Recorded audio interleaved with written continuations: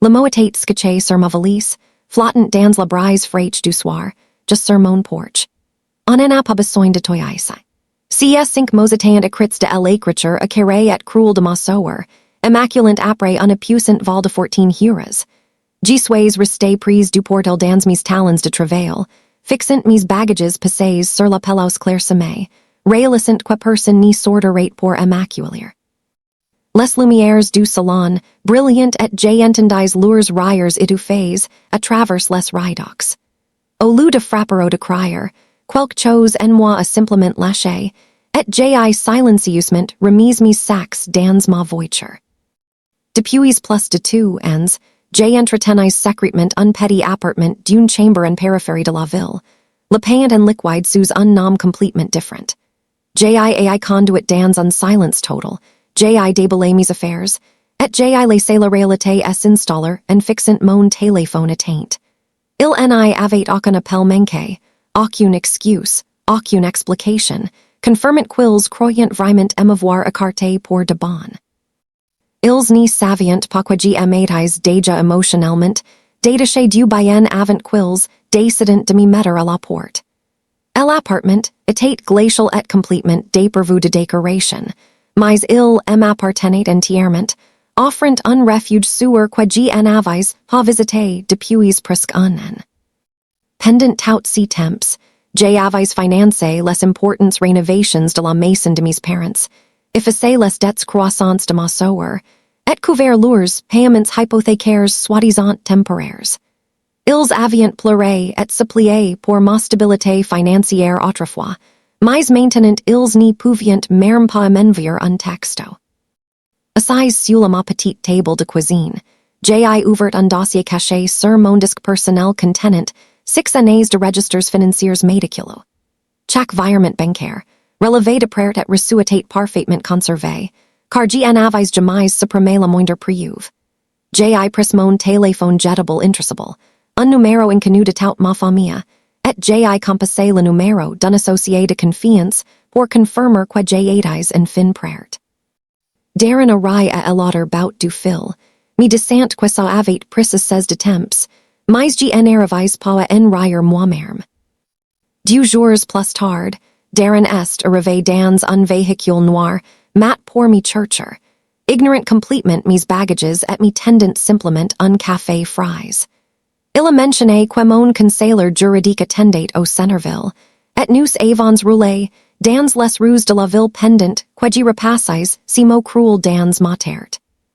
Ils croyant sincèrement que j'y en avais nulle part où aller, complètement inconscience de mon poste secret de cadre dans une société privée de développement immobilier. Pendant des mois, j'avais discrètement acté des propriétés locales en difficulté par le biais de sociétés écrans complexes que personne n'y pouvait remonter jusqu'à moi. Darren m'a regardé, confirmant que notre société venait d'acter la dette en souffrance sur la parcelle 14B, qui s'y trouvait herder la maison de mes parents. J'ai pris le document juridique de 16 mains, lissant lentement les termes de la ceci tandis qu'un sourire froid s'y formait sur mon visage. Ma famille avait passé tout une vie à m'apprendre exactement comment mentir, tricher et disparaître. Et maintenant, il était temps de leur rendre la parole. J'ai plié soigneusement les papiers, murmurant que j'allais leur donner une leçon qu'ils n'oublieraient jamais. Dans les mois qui ont suivi, je suis devenu un véritable fantôme pour you, ignorant complètement chaque fête et anniversaire familial majeur tout, en observant de loin. Ma sœur postait des selfies arrogants depuis mon ancien chambre. Ma mère s'emportait en ligne contre son enfant ingrat, et mon père faisait comme si je n'avais jamais existé. Pendant qu'ils organisaient un somptueux brunch de printemps, et filmiant de fausses vidéos pour les réseaux sociaux, je rencontrais discrètement des inspecteurs du comté et des géomètres en structure. Les rapports officiels sont revenus détaillant des risques de sécurité massifs, et la banque a commencé à appeler mon père constamment.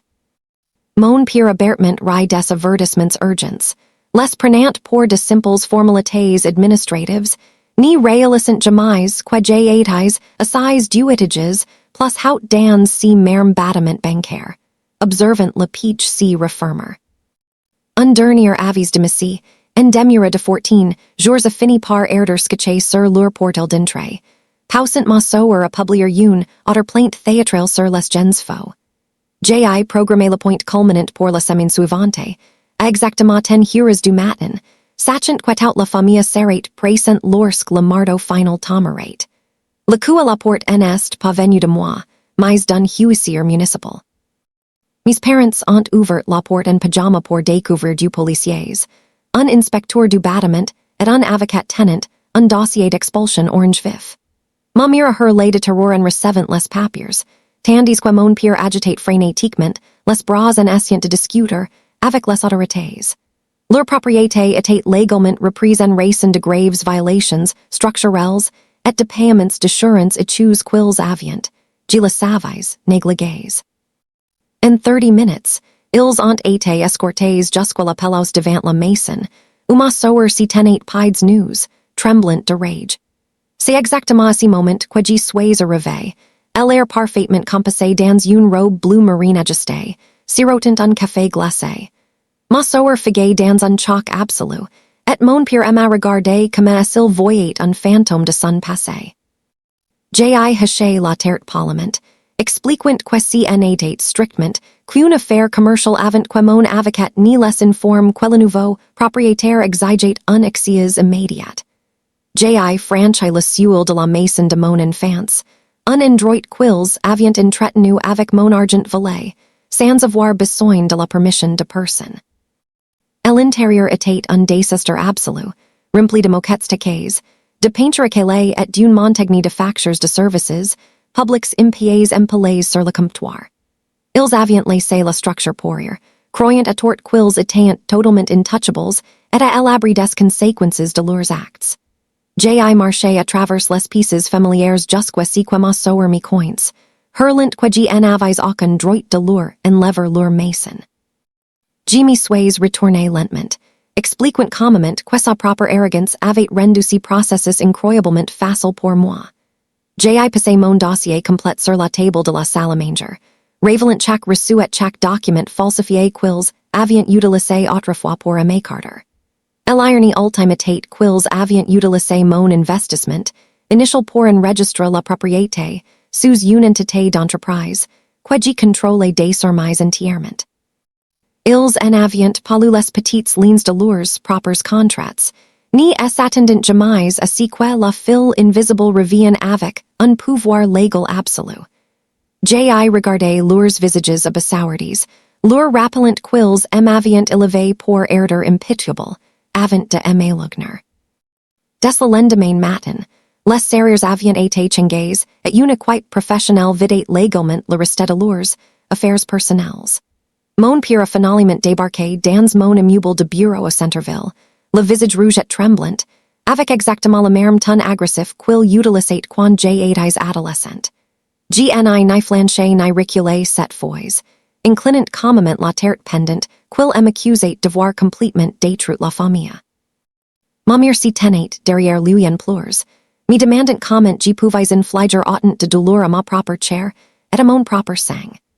J'ai plongé la main dans mon sac et j'ai sorti le document juridique encadré qu'ils m'avaient forcé à signer une décennie plus tôt, qui rompait nos liens.